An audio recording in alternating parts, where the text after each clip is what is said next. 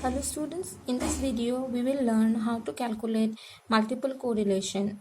In the last video, unit 2 part 4, we discussed about the concept of multiple correlation. So now we will learn how to calculate multiple correlation. Let's take an example. A researcher was interested in studying the relationship between success in job and training received.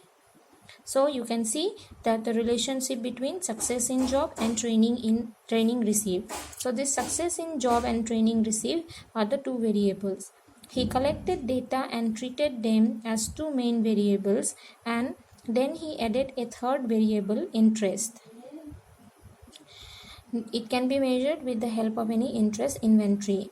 The simple Pearson correlation was found among the variables, and these are correlation, simple Pearson correlation. R12 denote is equal to 0.41, R13 0.52, and R23 0.61. R12 is the simple Pearson correlation between variable 1 and 2, R13 is between variable 1 and 3, 23 is between variable 2 and 3. Now find out the relationship between success in job and combined effect of two independent variable, training received and interest. So we have to find out the relationship between success in job and combined effect of two independent variable. So when you have some question or situation like this where combined effect of independent variable need to be checked, so we know this is about multiple correlation.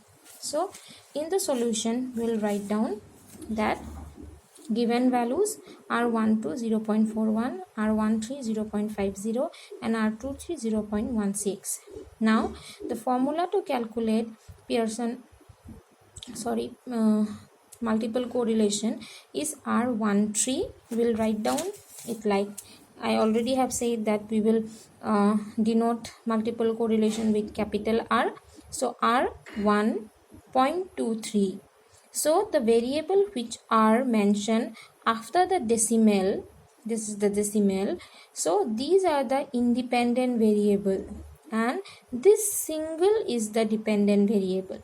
So in case of multiple correlation, we always have a single dependent variable and the multiple variable and the independent variable, this part is the independent variable, it will remain minimum 2 and maximum 4, 5, 6, whatever number of variables you want to add. So for minimum 2 independent variable, the formula will become R square root. Okay, so the whole formula has the square root. That's why when the result will come, it will always be positive result. The R value, the multiple correlation value can never come to be negative.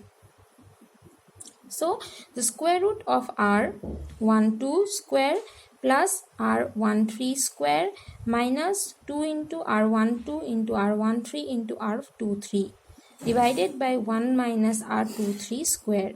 So by putting the given values in the formula, you can see that R1.23 is equal to square root of R12 is 0.41, so 0.41 whole square, then R13 is 0.50, so 0.50 square minus 2 into 0.41, 0.50 into 0.16, and then 1 minus 0.16 square. So first we will square these two, 0.1681, 0.2500 minus multiply all these four values, it is 0.0656, and here first we will square the value 1 minus 0.0256.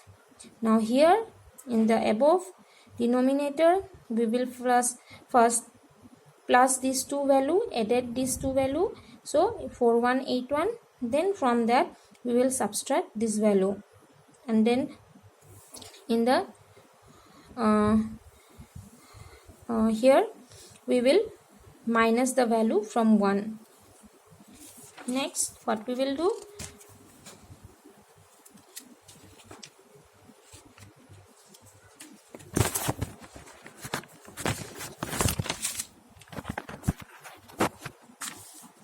we will simply minus the value and square root of 0.3525 divided by 9744. So first we will divided it, then this is the value, the square root is there, so we have to get the value of square root, so it becomes 0.601. Here we will keep the value till the fourth position after decimal because it will reduce the problem of making the rounding of the value in between, so that the result will come same for exactly same for all. If you rounded off the value in between, the values will keep on changing after every steps. That's why it's better to keep the values after decimal till the fourth position. So the multiple correlation value is here 0.601. So this is very simple way of calculating multiple correlation, very easy step. You just need to have the simple correlation values between the variables. So and then you can calculate the multiple correlation. Thank you.